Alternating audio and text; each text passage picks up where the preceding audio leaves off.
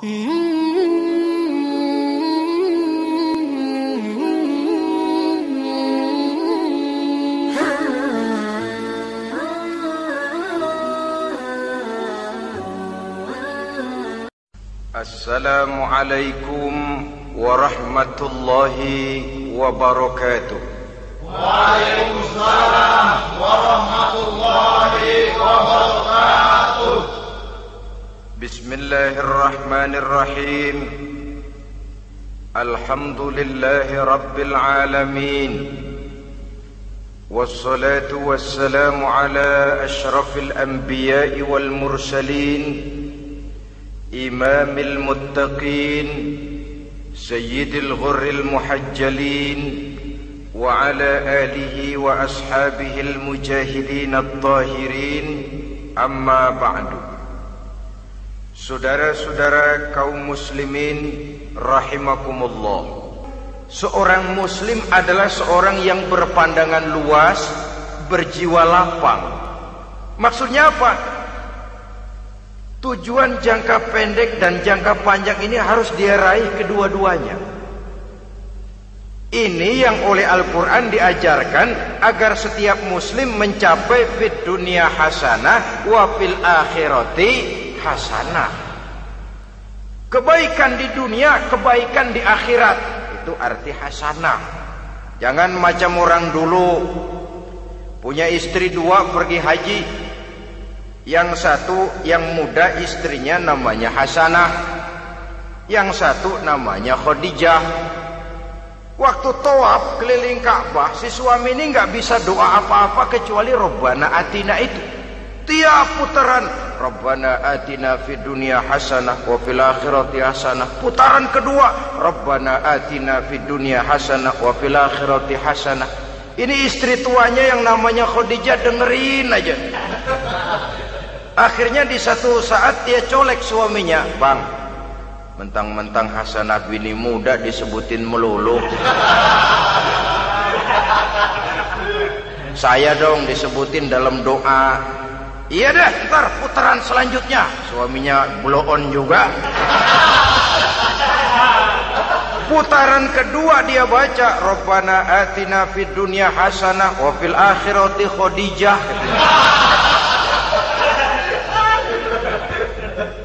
Saudara-saudara, itu makna refleksi daripada doa tadi itu, doa sapu jagat. Kita ingin fid dunya hasanah wa fil akhirati hasanah. Tujuan jangka pendek dunia tercapai, tujuan jangka panjang akhirat dan ridho Allah juga tergapai.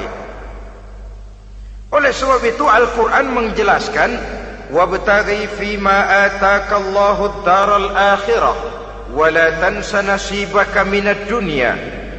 Dengan karunia yang diberikan Allah kepadamu, carilah bahagia akhirat. Wala tansa nasibaka minad dunya, tetapi jangan lupakan bagianmu dalam kehidupan di dunia ini. Cari akhirat, utamakan akhirat dengan tidak usah melupakan jatahmu di dunia. Kenapa saya katakan seorang muslim berjiwa besar? Sebab andai kata dia gagal mencapai tujuan jangka pendek, andai kata dia gagal di dunia, dan dia oleh Islam diajarkan jangan sampai gagal, tapi andai kata dia gagal, dia masih punya tujuan jangka panjang, akhirat dan ridho Allah. Dia masih bisa menghibur diri, biarlah di dunia kita sederhana, bahkan biarlah susah di dunia, asal di akhirat kita bahagia. Orang yang tidak punya pandangan hidup semacam ini, surgalah dunia ini. Segalanya telah tertumpu di sini. Bila umurnya selesai, ajalnya datang, selesai sudah surganya sampai di situ, dan dia tidak punya pengharapan lain di belakang itu. Maka seluruhnya bertumpu pada kehidupan di dunia. Padahal dunia seperti air laut, makin diminum makin haus, makin kering tenggorokan.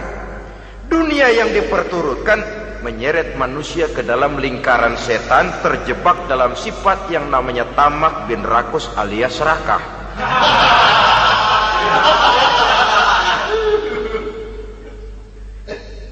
Andai kata biar dia gagal untuk tujuan jangka pendek, dia masih punya tujuan jangka panjang, akhirat. Dia masih sanggup berkata, biar di dunia kita sederhana, bahkan biar kebelangsak sengsara susah di dunia, asal di akhirat kita bisa bahagia. Kan masih ada harapan. Yang paling bangpak, paling rusak betul, sudah di dunia sengsara, di akhirat celaka. Di dunia rumahnya gubuk, pinggir kali miring, asal hujan bocor, utang selebar warung. Bayang kagak, ngaji enggak, puasa enggak, sobat malam merit mulu. Saudara hadirin yang saya hormati, lalu kapan mau bahagia kalau sudah di sini susah, di sana akan susah juga. Ini yang pertama, seorang muslim, seorang yang optimis, berjiwa besar, luas pandangan. Kegagalan dia dalam jangka pendek tidak menyebabkan dia melupakan tujuan jangka panjang. Yang kedua, positifnya apa? Cara dia mencapai tujuan jangka pendek diwarnai oleh keyakinan adanya tujuan jangka panjang. Dia memang benar cari harta, tapi karena dia yakin ada akhirat, Allah ridho apa tidak? Ini positifnya. Saya memang cari duit, tapi dengan cara ini Allah ridho apa tidak? Saya memang ingin berpakaian yang rapi, tapi dengan tidak menutup aurat begini, Allah ridho atau tidak? Saya memang bergaul menghormati teman, tapi terjebak dalam minuman keras karena menghormati teman, Allah ridho apa tidak? Ini orang yang punya tujuan jangka panjang. Segalanya diberikan bingkai dengan pertanyaan, Allah ridho atau tidak? Keyakinannya terhadap tujuan jangka panjang mewarnai gaya hidupnya di dunia ini, mencapai tujuan jangka pendek tadi. Mau minum, Allah ridho apa enggak ini? Mau makan, yang saya makan Allah ridho apa enggak ini? Pendeknya apapun yang mau dia kerjakan, karena dia punya keyakinan tujuan jangka panjang, dia selalu menimbang terhadap ridho Allah tadi. Jadi tanpa prestasi ibadah, kita nol besar dalam pandangan Allah. Ini nilai manusia yang hakiki di sini.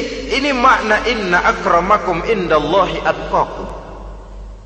Di akhirat nanti kan tidak pernah akan disidang, kamu pendidikan setinggi apa? Tidak. Gelarmu berapa renteng? Profesor, doktor? Tidak. Akhirat hanya menyidang, kau sholat atau tidak? Kau puasa atau tidak? Kau zakat atau tidak? Diberikan kamu harta yang banyak, dari mana kau dapat, kemana kau belanjakan? Prestasi ibadah itu yang ditanya. Setinggi apa pendidikan, sebanyak apa pengalaman, no problem. Tidak jadi masalah di akhirat itu. Prestasi ibadah itu yang akan kita persembahkan di hadapan Allah. Itu makna inna akramakum indallahi atqakum. Kerbau dinilai dari dagingnya, makin gemuk makin mahal harganya. Tapi ada perkutut lebih mahal dari kerbau. Perkutut itu mahalan mentahnya loh daripada matangnya. Karena harga perkutut pada suaranya. Lalu di mana harga manusia yang paling gemuk? Tidak. Suaranya, oh kalau manusia dinilai dari suaranya, barangkali Madonna nomor awal masuk surga. Hanyalah dengan prestasi ibadah kita bisa mencapai tujuan jangka panjang, akhirat dan ridho Allah. Nah baiklah ya, kalau sudah jelas bahwa kita punya dua tujuan jangka hidup, jangka pendek dan jangka panjang, bagaimana Islam mengajarkan kita meraih dua ini? Pada prinsipnya Islam mengajarkan sistem keseimbangan. Dalam berbagai aspek kehidupan, keseimbangan ini nampak dengan nyata diajarkan oleh agama kita. Seperti ayat yang saya bacakan tadi. Dengan karunia yang diberikan Allah kepadamu, cari negeri akhirat, tapi jangan lupakan bagianmu di dunia ini. Dalam bentuk yang lebih nyata, bekerjalah untuk duniamu seolah kau akan hidup buat selamanya, tapi bekerjalah buat akhiratmu seolah kau akan mati besok. Manifestasinya dalam kehidupan, misalnya orang kaya diperintah membantu yang miskin, tapi orang miskin dianjurkan berusaha. Jangan mengandalkan hidup kepada yang kaya, seimbang. Kamu kaya, betul Pak, bantu yang miskin. Kamu miskin, iya Pak, berusaha, seimbang. Tuan rumah diwajibkan menghormati tamu, tamu diwajibkan tahu diri, seimbang. Jadi bagaimana kalau sudah kita bekerja di sawah, di ladang, di pasar, di kantor, anggap kita akan hidup selamanya agar timbul gairah kerja. Tapi kalau sudah sholat, anggap kita akan mati besok supaya timbul khusyuknya. Nah, titik tekannya di mana? Stresnya itu. Walaupun Islam mengajarkan sistem keseimbangan, tapi Al-Quran tetap menggarisbawahi walal akhiratu khairul laka minal, bahwa bagaimanapun seimbangnya, akhirat itu lebih utama daripada dunia. Bagaimana implementasinya? Kata orang-orang tua, kalau kita menanam padi, rumput pasti tumbuh, tapi nanam rumput jangan mimpi tumbuh padi. Maksudnya apa? Kalau satu perbuatan kita niatkan karena Allah, dunianya pasti ikut. Tapi kalau satu perbuatan diniatkan karena dunia semata-mata, akhirat akan hilang. Sebab itu, biasakanlah berbuat sesuatu baik untuk tujuan jangka pendek, lebih-lebih untuk tujuan jangka panjang, dengan motif lillahi ta'ala. Jadi saya ulangi, satu perbuatan kalau sudah diniatkan karena Allah, dunia biasanya ikut. Tapi kalau diniatkan karena dunia semata-mata, akhirat akan luput. Padahal itu titik tekannya, walal akhiratu khairul laka minal ula. Saudara-saudara kaum muslimin rahimakumullah, ini tujuan hidup. Jadi landasan tempat kita bertolak sudah jelas, pantai yang akan kita tuju dalam kehidupan ini juga sudah nyata. Kita ingin mencapai apa yang dinamakan fid dunya hasanah wa fil akhirati hasanah. Untuk itu perlu ada keseimbangan, tetapi titik tekannya tetap akhirat lebih utama daripada kehidupan dunia ini. Sekarang kalau sudah ada dasar hidup, sudah ada tujuan yang akan kita capai, tentu harus ada alat untuk mencapainya. Semuanya perlu sarana. Bahkan pada hakikatnya dalam kaidah usul fikih, para ulama mengajarkan lil wasail hukmul maqasid. Sarana dan tujuan hukumnya sama. Ini mestinya mendidik umat Islam jadi pinter.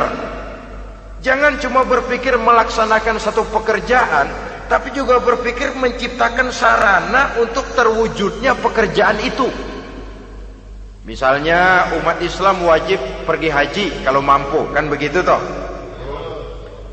Kalau dia umat Islam Indonesia, tentu pergi hajinya ke Mekah. Mekah, Jeddah, Mekah, Indonesia, perlu sarana angkutan untuk sampai ke sana. Kapal laut, kapal udara. Artinya umat Islam harus maju di bidang teknologi, bisa menciptakan pesawat, bisa menciptakan kapal laut, sarana yang akan menyampaikan dia untuk bisa melaksanakan ibadah haji. Selama ini kita bertumpu kepada pemikiran, pokoknya kan yang penting gue pergi haji pakai apa, kayak gue punya duit. Dari segi pribadi memang barangkali begitu, tapi sebagai umat yang harus mencapai kemajuan, apabila diperintahkan melaksanakan sesuatu, kita pun hakikatnya dituntut menciptakan sarana untuk menunjang pelaksanaan sesuatu itu sendiri. Agama mengajarkan an-nazafatu minal iman, kebersihan sebagian daripada iman. Siapa yang menciptakan mesin cuci, sabun-sabun keras, deterjen, rinso dan lain sebagainya? Siapa yang menciptakan air condition, pembersih ruangan? Kita hanya berpikir pokoknya kan bersih, mau pakai apa kek. Kita jarang yang berpikir kepada pewujudan teknologi modern untuk menerjemahkan hadis itu. Syukurlah belakangan ini sudah muncul teknokrat muslim yang dijiwai oleh semangat Al-Quran membuka tabir rahasia konsepsi Islam di lapangan teknologi modern yang makin lama makin menunjukkan tuntutan kebutuhan daripada umat itu sendiri. Dengan demikian, apabila ada tujuan hidup, kita memerlukan alat untuk mencapai tujuan tadi. Supaya tujuan fid dunya hasanah wa fil akhirati hasanah tercapai, apa alat yang harus kita pakai? Kita lihat surah At-Taubah ayat 111 memberikan jawaban. Innallaha ashtara minal mu'minina anfusahum wa amwalahum bi anna lahumul jannah. Sesungguhnya Allah telah membeli dari orang-orang beriman diri mereka, harta mereka, bahwa sesungguhnya bagi mereka adalah surga. Coba kita simak ayat ini sejenak, akan nampak dengan jelas bahwa ayat ini hakikatnya merupakan satu transaksi yang nyata benar antara kita dengan Allah. Transaksi jual beli sudah terjadi, dan itu langsung dengan Allah, tertuang dalam pernyataan Quran. Pembeli Allah, penjual kita orang-orang beriman, dagangannya adalah anfus dan amwal, harganya adalah surga. Itu sudah tanda tangan pernyataan kita siap jual beli ya Allah. Apalagi baiat kita apa? Inna solati wa nusuki wa mahyaya wa mamati lillahi rabbil alamin. Solatku, ibadahku, hidup dan matiku cuma untuk Allah Tuhan seluruh sekalian alam. Minimalnya 5 kali sehari semalam baiat ini kita ulang dan kita ulang. Kenapa lalu kita tidak konsekuen? Dalam konteksnya dengan persoalan, maka alat hidup kita itu ada 2. Pertama, anfus. Ini bentuk mufrad dari jamaknya, bentuk jamak dari mufrad nafsun. Biasa diterjemahkan dengan diri. Yang dimaksud dengan diri adalah kepribadian. Yang dimaksud dengan kepribadian ialah kekayaan yang kita miliki dalam kepribadian kita. Artinya bisa tenaga, pikiran, konsep, gagasan, wewenang, ide, pangkat, jabatan, kemampuan, keahlian, skill, itu semuanya masuk ke dalam anfus, diri. Sedangkan amwal bentuk jamak dari mufrad malun, biasa diterjemahkan dengan harta. Pengertian di sini ialah seluruh bentuk-bentuk materi yang berada di bawah kekuasaan kita. Bisa rumah, bisa uang, bisa tanah, bisa kebun, bisa pabrik, bisa peternakan, itu semuanya amwal. Nah, baik anfus maupun amwal, diri, tenaga kek, pikiran kek, harta kek, pangkat kek, jabatan kek, wewenang kek, keahlian kek, untuk tujuan jangka pendek harus jadi rahmah bagi lingkungan. Untuk tujuan jangka panjang harus menunjang jalan menuju ridho Allah. Jadi kalau pangkat kita menjauhkan kita dari ridho Allah, itu bukan nikmat tuh, azab. Punya pangkat bukan melakukan kebaikan, malah melakukan kejahatan, setidak-tidaknya berdiri di belakang kejahatan, melindungi perbuatan-perbuatan munkar. Dalam kelas kakap melindungi korupsi, dalam kelas teri jadi backing tukang koprok. Umpamanya itu sudah menyalahi. Alat tidak digunakan untuk mencapai tujuan, itu untuk tujuan jangka pendek. Lalu amwal harta, uang, tanah, rumah, kebun untuk tujuan jangka pendek harus menjadi rahmah bagi lingkungan. Sedang untuk tujuan jangka panjang, baik diri maupun harta harus menunjang jalan menuju ridho Allah, harus meningkatkan prestasi ibadah kita kepada Allah Subhanahu wa ta'ala. Malah yang namanya amwal ini tanggung jawabnya lebih berat loh saudara. Kalau saudara diberikan ilmu, sidang akhirat cuma satu. Ilmumu kau amalkan untuk apa? Saudara diberikan umur panjang, pengadilan akhirat cuma bertanya satu, umurmu kau habiskan di mana? Tapi saudara diberikan harta, pertanyaan akhirat dua, hartamu kau dapat dari mana? Kau belanjakan kemana? Dari mananya dan kemananya ditanya, depan belakang. Kadang-kadang kan ada orang hartanya didapat dari jalan yang halal, dibelanjakan di jalan haram. Kerja peras keringat banting tulang setengah mati, begitu dapat duit beli buntutan, muter-muter kertas cari kode. Didapat dari jalan halal, dibelanjakan di jalan haram. Atau didapat dari cara yang haram, dibelanjakan di jalan yang baik. Menang judi, nyumbang pesantren. Nabi mengajarkan innallaha thayyibun la yaqbalu illa thayyib. Allah itu baik dan hanya menerima yang baik-baik saja. Tidak bisa mencuci kain dengan air najis. Kain akan tetap kotor. Saudara-saudara kaum muslimin rahimakumullah. Oleh karenanya masalahnya terpulang kepada kita, pandai-pandailah membagi orientasi. Suatu saat tenggelam kita dalam kesibukan dunia dan seluruh isinya untuk mencapai tujuan jangka pendek. Lain saat tenggelam kita memfanakan diri untuk mencapai tujuan jangka panjang, akhirat dan ridho Allah.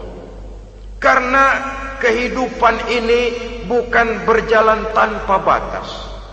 Umur ini bukan satu karunia tanpa pertanggungan jawab. Satu saat setuju atau tidak, rela atau terpaksa, kita akan sampai kepada garis finish daripada perjalanan kehidupan dunia ini. Yang memang merupakan satu perjalanan panjang, a walking tall. Kata orang Kulon, a walking tall, satu jalan yang demikian jauhnya. Entoh kita akan sampai ke garis finish. Bila datang ajal, senja kehidupan datang, malam menyelimuti. Datangnya tidak pernah kita sangka, tapi sekali dia datang, tidak satu kekuatan yang bisa menolak. Kehadirannya tidak pernah kita harapkan, tapi satu kali dia datang bertamu, pasti terjadi. Dan itu pasti akan kita temui. Alangkah malangnya pada saat kembali itu datang, kita tidak punya prestasi ibadah. Lalu apa artinya prestasi dunia? Apa artinya tujuan jangka pendek kalau kita harus kehilangan tujuan jangka panjang? Rumah kita yang besar, pangkat kita yang tinggi, harta kita yang banyak, bisakah menolong kita untuk kalau sudah kumpul di padang mahsyar nanti? Malaikat, jangan gebugin saya, rumah saya harga 2 miliar.